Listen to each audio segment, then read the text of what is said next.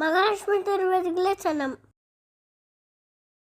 பத்மாசனம் அப்படின்றது பத்மாசனம் போட்டு அமர்ந்திருப்பவளே அப்படின்னு ஒரு அர்த்தம் எடுத்துக்கலாம்.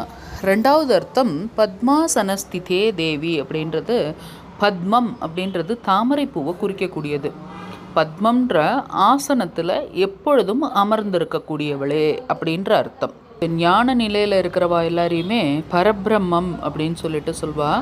அந்த பரபிரம்மே ஸ்வரூபமாக இருக்கக்கூடியவள் பரபிரம்ம ஸ்வரூபிணி.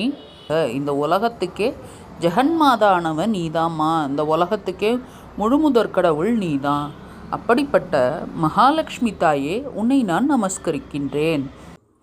பத்மாசன ஸ்திதே தேவி பத்மாசனஸ்திதே தேவி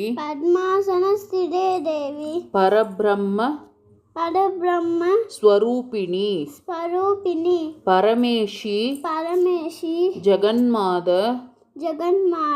மகாலட்சுமி நமோஸ்துதே.